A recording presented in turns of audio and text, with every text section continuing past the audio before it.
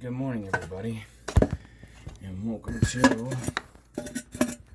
Morning Coffees with James. I'm James, and this is my morning coffee show. Yes, I'm slouching down because the camera decided not to. There we go. I'll just stand up straight, and now you can see the half of my head cut off, looking like a weird cowboy.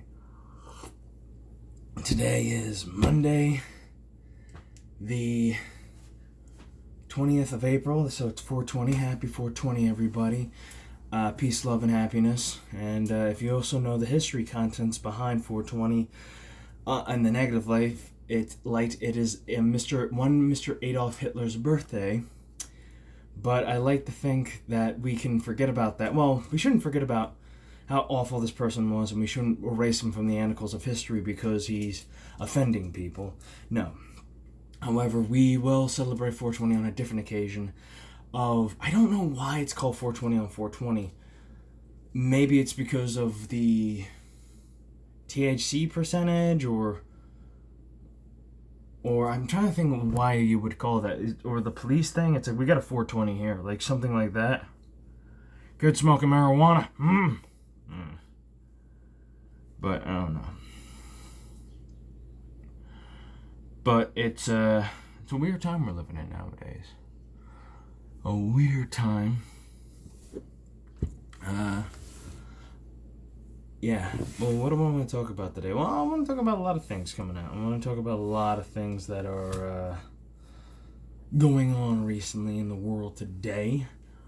One of them being the whole Kovac thing, and the fact that I think CNN is just lying to us.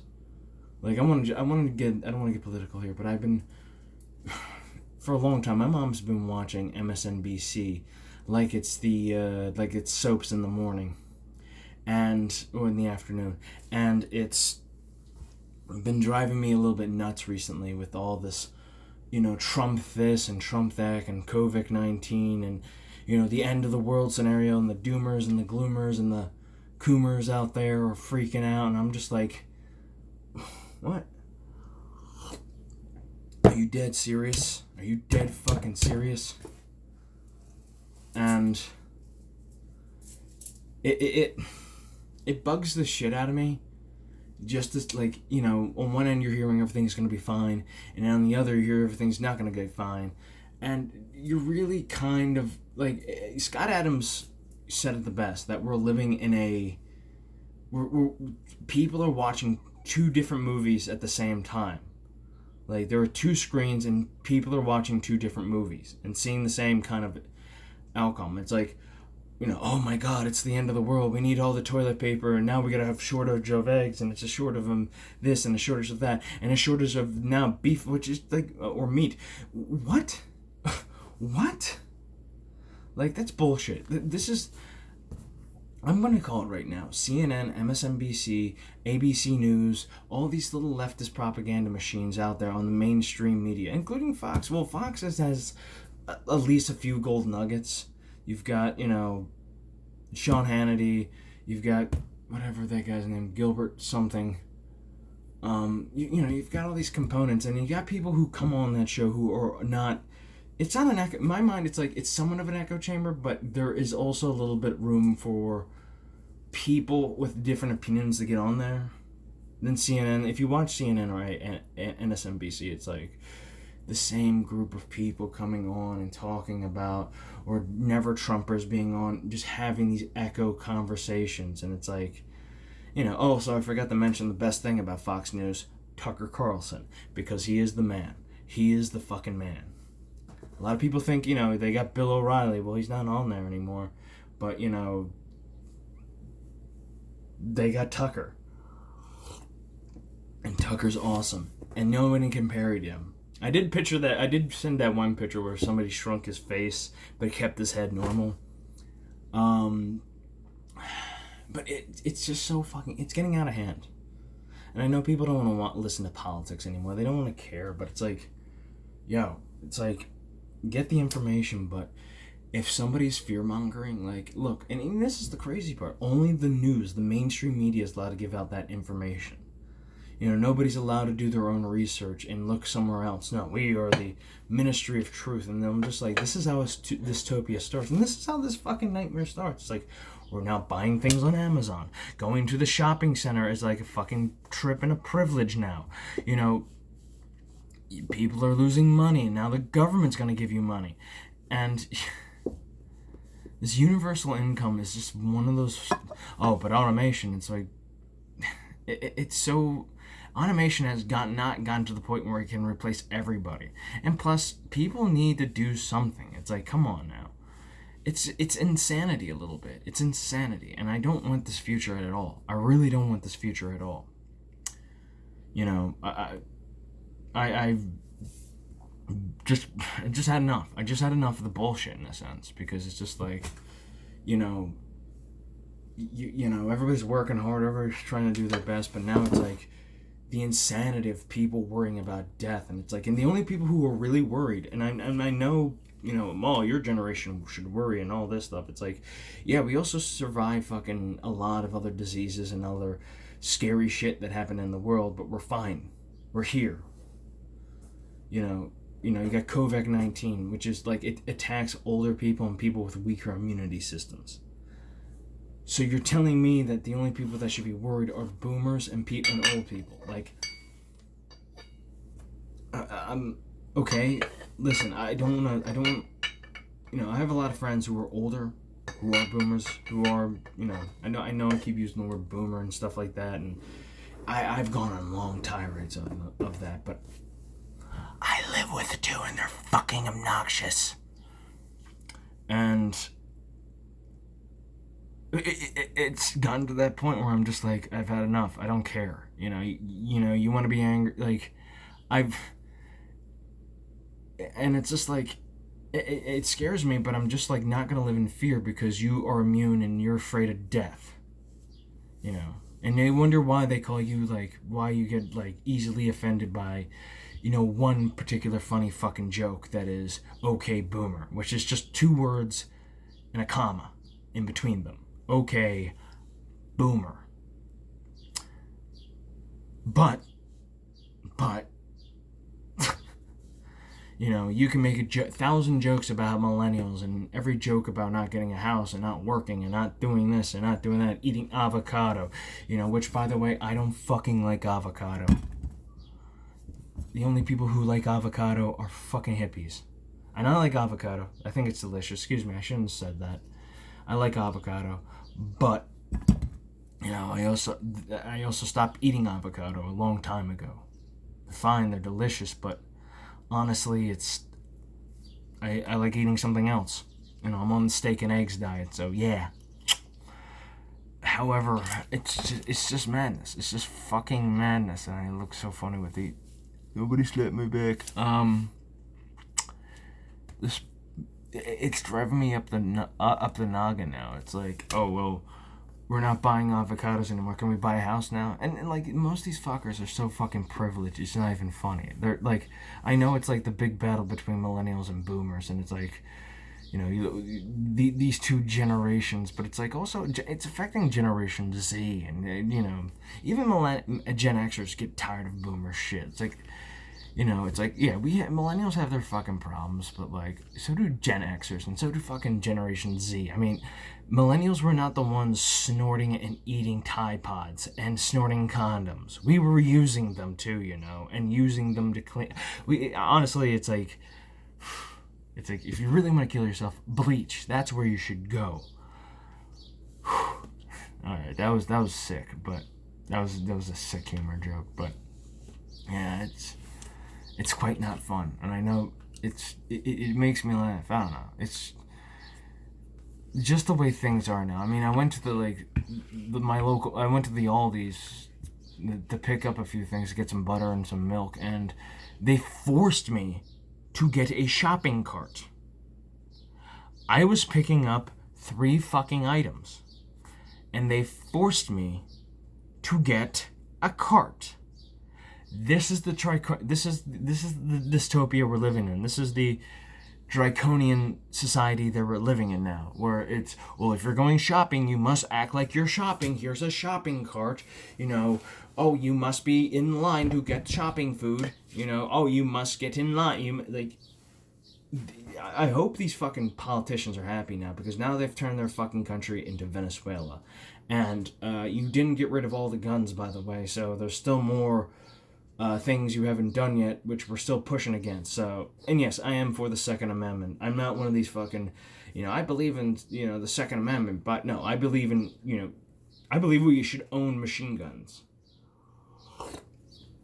Yes, I'm one of those crazy bastards who believes we should own machine guns. It's like, or flamethrowers, for that matter. Rocket launchers, not so much, but, flamethrowers, or nothing, no explosive, nothing that too dangerous, or that threatening. I mean, burst fire, yes, we should have burst. Why can't civilians have burst fire and get proper training for that? Why don't we train our civilians, to use firearms? It's a privilege of the military to be trained in that. No. If you really want a strong country, train everybody in this shit. Okay, if you want to own a gun, you gotta have training. In all these levels, you gotta have training in, not just pistol, single shot, but also in burst and full auto, and learn how to handle a gun and where to keep it and where to keep it safe, and the gun laws. And it's just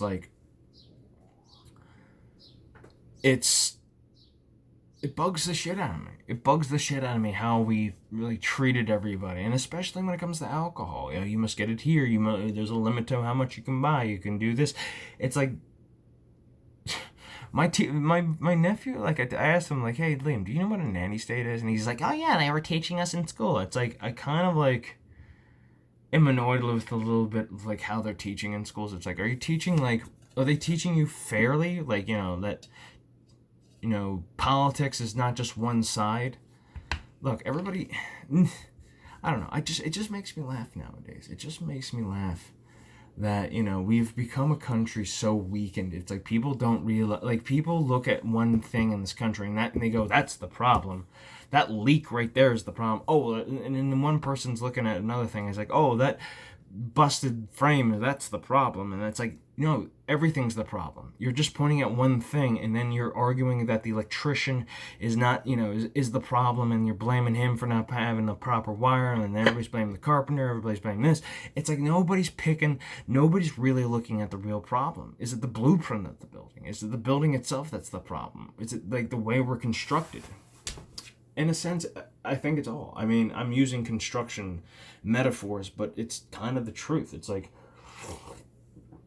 we're picking on the wrong situation to look at. It's okay, you talk about mass shootings, you talk about the shootings in America, and it's like, why are we causing shootings in America? And you straight up look at right-wing gun owners, gun nuts, and all these people who minded their own business. And you're like, oh, I'm afraid of this person. He might get a machine gun and shoot. No, he's a gun owner. His life is fine. If anything, and again, you can't predict anybody killing other people. I mean, you could have a happy housewife, all of a sudden stab her husband with a butcher knife. What are you going to do now? Blame all women? Blame all butcher knives? Blame all, this and that and this, everything associated except for why she did it? But you don't, because you're too you want a quick answer. Everybody talks about, oh, everything's a quick answer. It's like, yeah, well, your fucking solutions are quick answers. You're a hypocrite. Because you don't look at the fucking problem of why we have mass shootings. Again, I go back to not Sandy Hook. What's the other fucking one? This is our problem with our gun.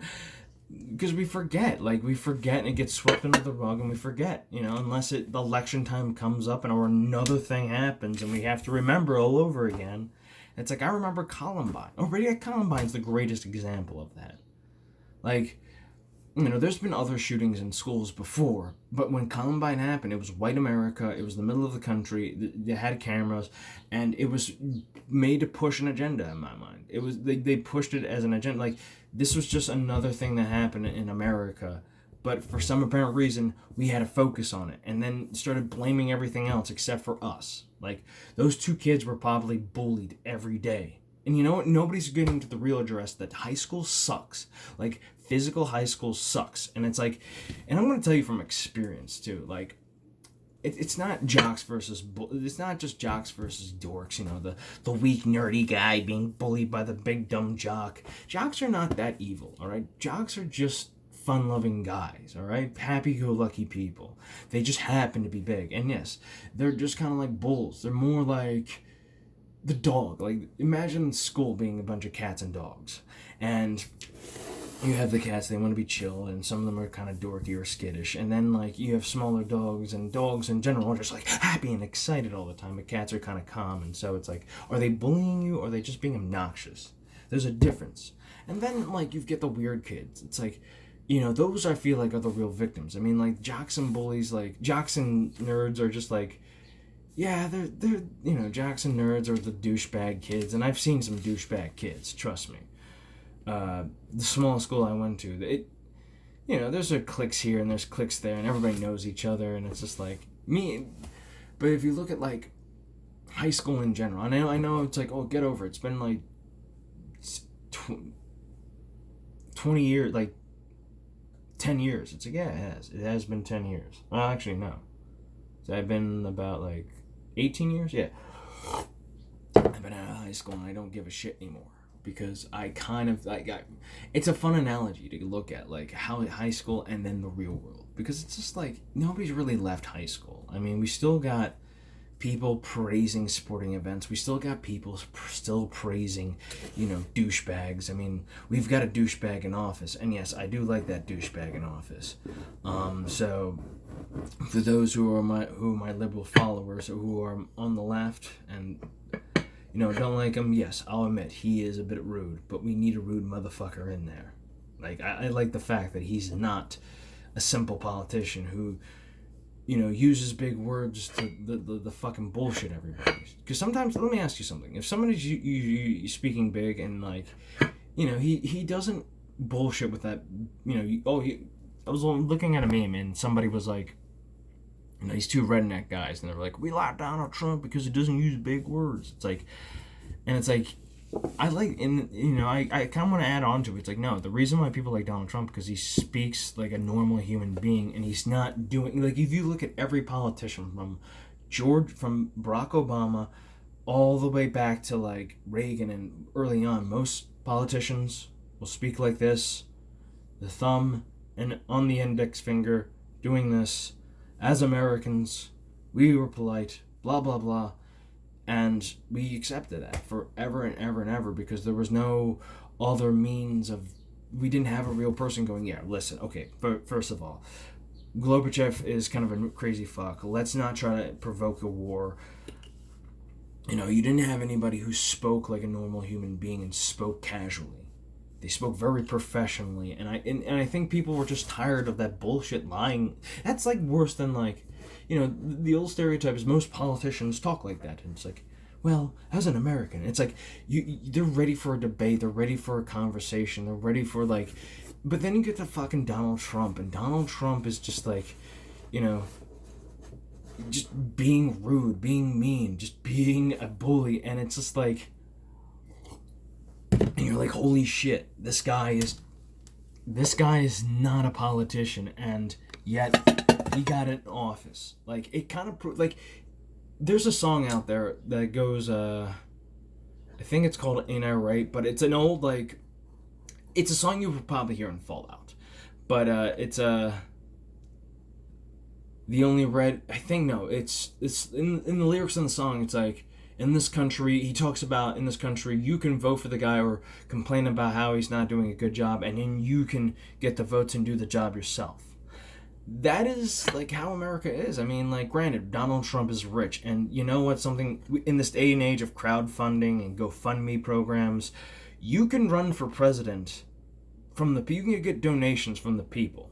I mean, look at Bernie Sanders. I was about to say Ted Bundy, but it's like, oh, imagine Ted Bundy as president. Oh my god, people would be more freaked out.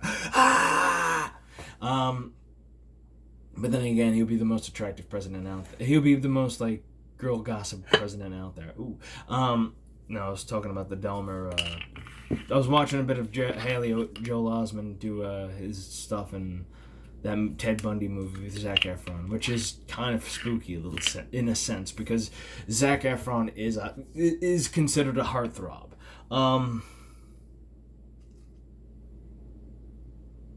But it just makes me laugh to know that we've gotten to this. What was I talking about? Like Trump, politicians.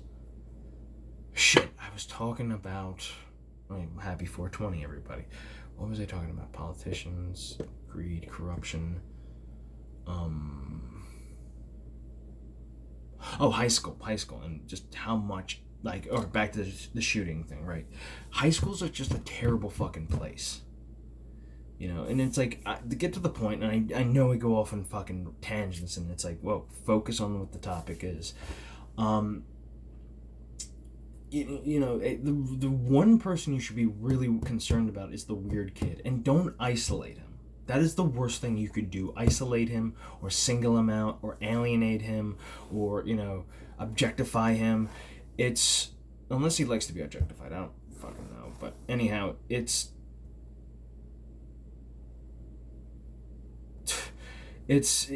weird. It's the weird kid that you should be worried about, but don't be afraid of him. Yes, he's gonna do some weird shit, but if you make him feel welcome, you have a less chance of him going crazy and shooting up the school. Talk to him. Find out what he's like. Is he just a goofball that needed the attention? Is he, some kid that is probably more extraordinary than he is? I mean, or is he like somebody who's just, artistically inclined, but he feels trapped and he can't express himself because there's so many goddamn rules and so many goddamn things you can't do anymore. In schools, you can't draw guns because, oh my god, the shootings. So anybody who is Second Amendment is deemed evil in the eyes of liberal academia. And I know people out there, it's like, well, here's the thing. It's like, before you say anything, ask yourself, anybody who's a liberal, who's a teacher and a liberal, look at your schools. Ask any of the other teachers, are they Republican or are they Democrat? Most of them will say Democrat because and the only ones that I feel will be more Republican would be the gym teacher and the shop teacher. Anybody who does more with hands-on stuff and teaches more practical things. Not to take away from the math and English people, but goddamn, most of the, I had a there was one teacher I had, I'm not going to mention him by name, but I'm going to call him Mr. H. And Mr. H was more conservative than liberal, and he was cool. Of the times I sat in his homeroom, I kind of got a feeling that he wasn't like the other teachers. He wasn't, and yeah, he got fired. He said something, and I don't think it was, to me, it's like, it's... Actually, there was this one time we had a Romanian teacher, and he told a kid to go stick his head in an oven. Didn't know the kid was Jewish. Yeah, that shit actually happened. But I won't go into details into that. But yeah, I mean, the whole problem with the school shooting is that, and people need to take a look at that movie Joker, just to look at why you should talk to the crazy kid. Maybe he's not deranged as he seems, and, talking to him, you can understand, watching that Joker movie and understanding the punchline at the end of the movie, what do you get when you put a mentally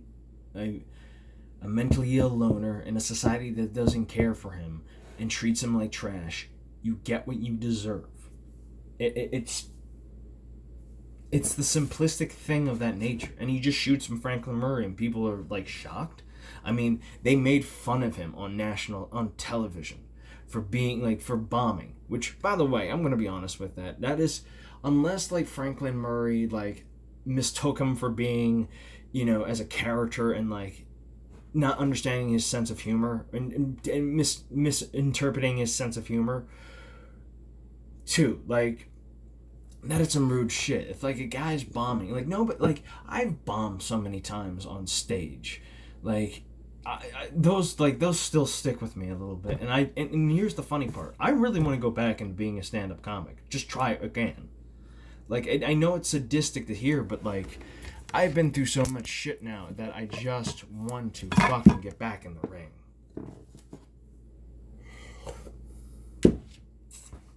You know what I mean? And it's kind of just it's fun. I mean, there's one guy who works at my local Wawa, and I won't mention him by name, but I'm gonna call him D. D is a very energetic guy, very good at the cash register, very like he works. He works the late shift, so it's like he gets to interact with all the weirdos and stuff like that, and the more interesting people at night. And so when the freaks come out, so he's engaging, he's fun, he's cool, he's hip.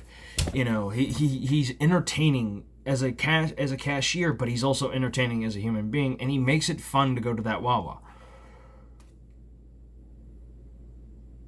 I actually talked to him. I'm like, hey, have you ever done stand-up? He goes, yes, and I bombed. And bombing, a lot of people don't know this, but bombing is part of the process of making art. Failing at making art. When you think you're top notch and you're on top of the world and you're smarter than everybody, and this is where I get like in an argument with my friend Kay. We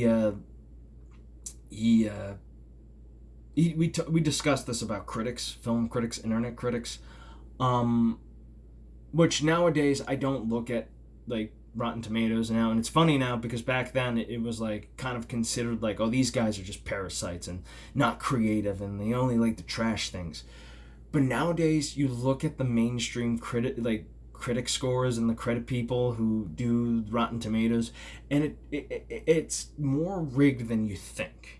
Like they bought critics. People can buy critics and be like, hey, you can for the artistic integrity, could you and pretending this is money, give my movie a little bit of maybe 3 instead of 2 stars, maybe a little 4.